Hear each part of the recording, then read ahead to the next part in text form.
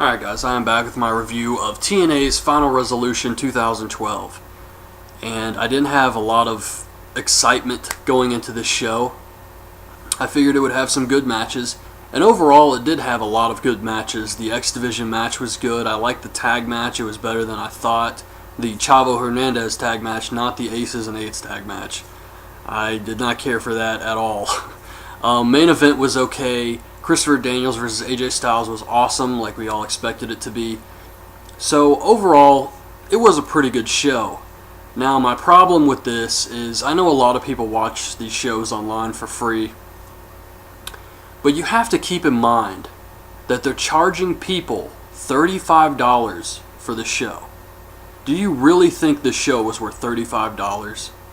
Because I don't. And that's what I base it off of.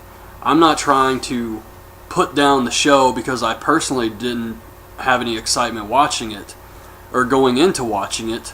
There were a few matches I got into, but I put that aside and I'm just judging the show on the quality of it. And it was average to me. So that's how I saw this one. But it did have some good matches.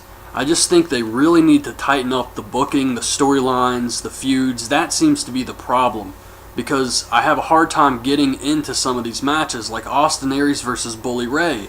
The whole time I'm watching that match, I'm just thinking, this is all over Brooke Hogan. And that killed it for me. They had a pretty good match too, though, but it was still like, Brooke Hogan, come on. So anyways, James Storm comes out. He talks about the Aces attacking Hardy, how he had Hardy's back. He came out with the chair. Kazarian comes out, calls him a drunk. The fans cheer. Both guys were pretty good in this segment, I have to say. Kazarian did get a little bit flustered, but it still turned out to be some pretty good promos from these two. Storm challenges him to a match. Kazarian says we don't have a ref. A ref comes out. We get an unscheduled match with James Storm versus Kazarian. It was okay. Storm wins with a super kick. Kenny King versus RVD for the X Division title. Kenny King dodges the frog splash. He goes for the royal flush. RVD escapes, rolls him up for the win. I wasn't surprised by this. I didn't think they'd put the belt on him this soon, so they're probably going to continue building him up, and hopefully they will put the belt on him in the future, but yeah, I didn't think they'd do it this soon. But Kenny King did look strong here. Daniels tells Jerome Borash that all the matches he's had with AJ have all led up to this one match, and history will read that Christopher Daniels is the better wrestler. So Chavo and Hernandez versus Joey Ryan and Matt Morgan for the tag titles. TNA, Taz, and Kennelly are talking about something Matt Morgan had said to him, how he's stronger than Hernandez, and he once benched 655 pounds. I don't buy this for a second. That is a lot of weight. I do not think Matt Morgan has benched 655 pounds. No way. I can't even believe they threw that number out there. That was just way too much. So anyways, this match was better than I expected. Morgan destroys the Faces destroy Ryan. That was pretty much the match. Hernandez hits the shoulder block on Ryan. Chavo hits the frog splash, but Morgan pulls the ref out. The referee rings the bell. Chavo goes to dive on top of Morgan. Morgan catches him and just throws him into the ring post. Austin Aries says he wants justice and he'll keep pushing buttons until he gets it. He says, Bully Ray, what you gonna do when Austin Mania runs wild on you? Bully Ray versus Austin Aries. Decent match. Bully Ray gets busted open. Brooke Hogan comes out. And she tries to protect Bully Ray. So Austin Aries pulls her into the ring. He gets in her face. Bully comes up from behind Aries. I'm sorry, it's very late. It's like 4 in the morning.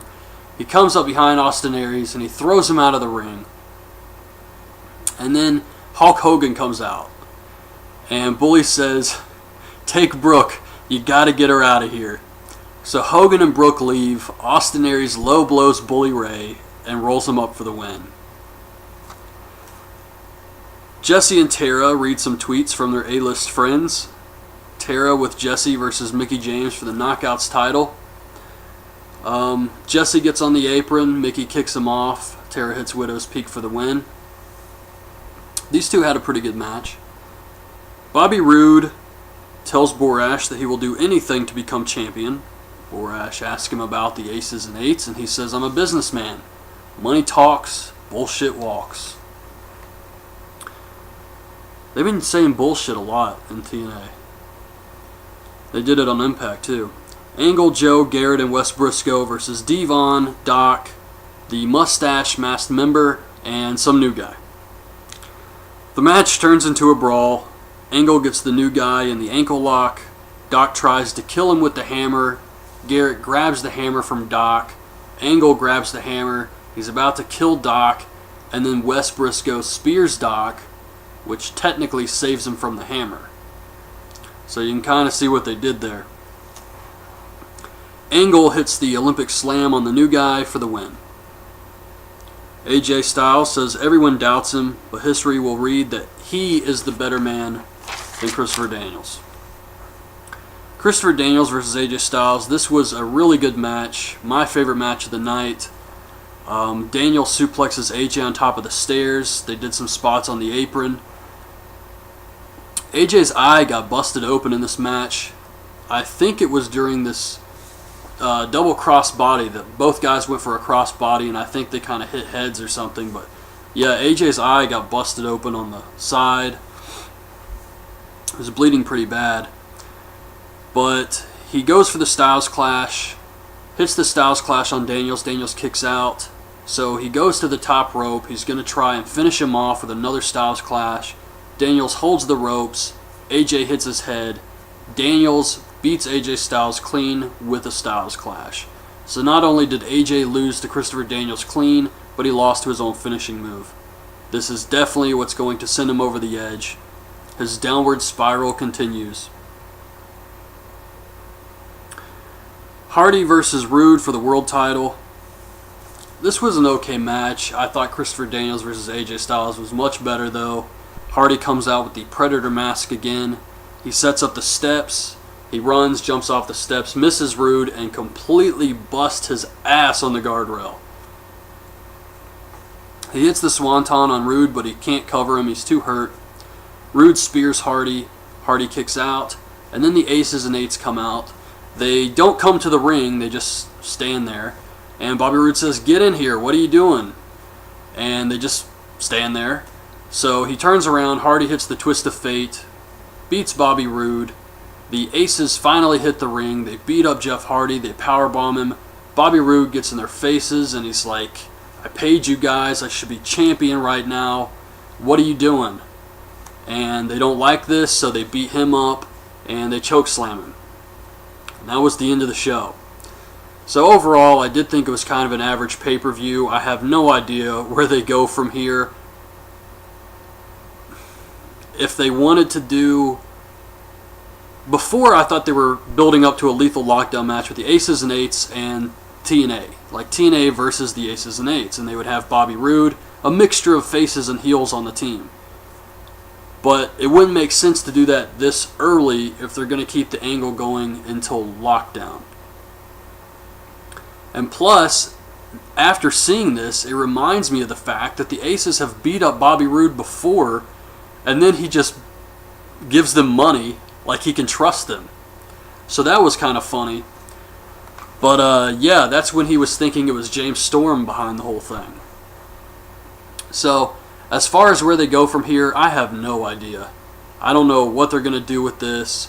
But the rest of the show, it was kind of predictable. The only thing, I feel like there was something on here that was kind of surprising. I guess I'm wrong. Nothing was surprising, except for this. So, I think what's going to happen at the next pay-per-view is a bunch of these matches, they're going to do rematches. We're going to get the same stuff all over again, except they're going to have to tweak some things with Jeff Hardy versus Bobby Roode. But yeah, I think they're just going to continue all of these feuds into the next show. Joey Ryan, Matt Morgan versus Chavo Hernandez, Bully Ray versus Austin Aries, maybe Kenny King gets a rematch with RVD. I just feel like that's one reason I didn't care a lot about this show. I felt like they're just going to keep this going and do the same show next month. But I don't know, maybe I'm wrong. We'll see what they do on Impact. But anyways, that's my review of Final Destination 2012. Hope you guys liked the video. Leave your thoughts on the show in the comments, and thanks for watching. Bye. Tag match, not the Aces and Eights tag match. I did not care for that at all. Main event was okay. Christopher Daniels versus AJ Styles was awesome, like we all expected it to be. So overall, it was a pretty good show. Now my problem with this is I know a lot of people watch these shows online for free, or going into watching it. There were a few matches I got into, but I put that aside and I'm just judging the show on the quality of it. And it was average to me. So that's how I saw this one. But it did have some good matches. I just think they really need to tighten up the booking. Alright guys, I am back with my review of TNA's Final Resolution 2012. And I didn't have a lot of excitement going into this show. I figured it would have some good matches, and overall it did have a lot of good matches. The X Division match was good. I liked the tag match. It was better than I thought. The Chavo Hernandez but you have to keep in mind that they're charging people $35 for the show. Do you really think this show was worth $35? Because I don't. And that's what I base it off of. I'm not trying to put down the show because I personally didn't have any excitement watching it. Storylines, the feuds, that seems to be the problem, because I have a hard time getting into some of these matches, like Austin Aries versus Bully Ray. The whole time I'm watching that match, I'm just thinking, this is all over Brooke Hogan, and that killed it for me. They had a pretty good match too though, but it was still like, Brooke Hogan